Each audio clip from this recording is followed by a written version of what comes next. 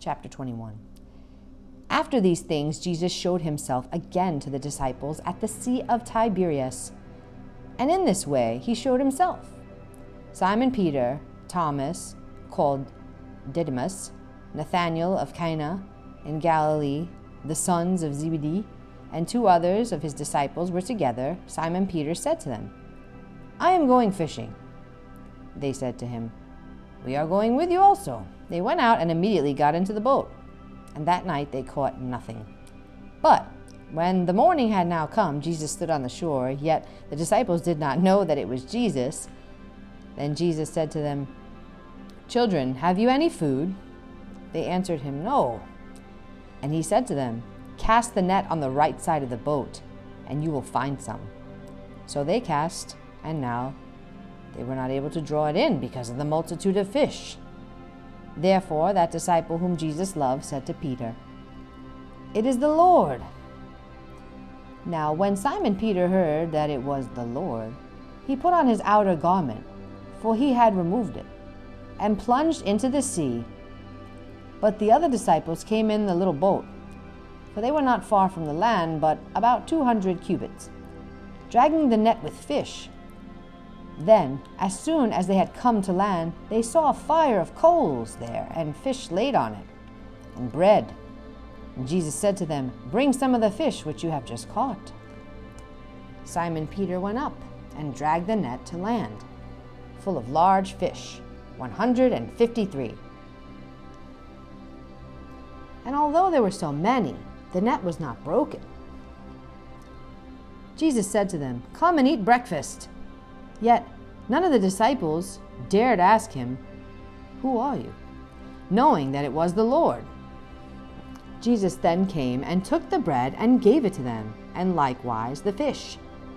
This is now the 3rd time Jesus showed himself to his disciples after he was raised from the dead.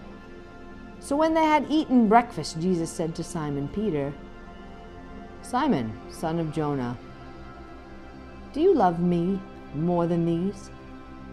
He said to him, "Yes, Lord, you know that I love you." He said to him, "Feed my lambs." He said to him again a 2nd time, "Simon, son of Jonah, do you love me?" He said to him, "Yes, Lord, you know that I love you." He said to them, "Tend my sheep." He said to him the 3rd time, "Simon, son of Jonah, do you love me?" Peter was grieved because he said to him the 3rd time, "Do you love me?" And he said to him, "Lord, you know all things. You know that I love you." Jesus said to him, "Feed my sheep. Most assuredly I say to you, when you were younger, you girded yourself and walked where you wished. But when you are old, you will stretch out your hands, and another will gird you and carry you where you do not wish." This he spoke, signifying by what death he would glorify God.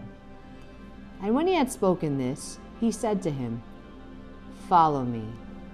Then Peter, turning around, saw the disciple whom Jesus loved following, who also had leaned on his breast at the supper, and said, "Lord, who is the one who betrays you?"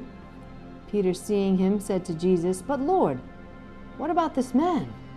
Jesus said to him, "If I will that he remain till I come, what is that to you?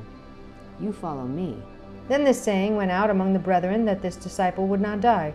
Yet Jesus did not say to him that he would not die. "But if I will that he remain till I come, what is that to you?" This is the disciple who testifies of these things, and wrote these things, and we know that his testimony is true. And there are also many other things that Jesus did, which if they were written one by one, I suppose that even the world itself could not contain the books that would be written. Amen.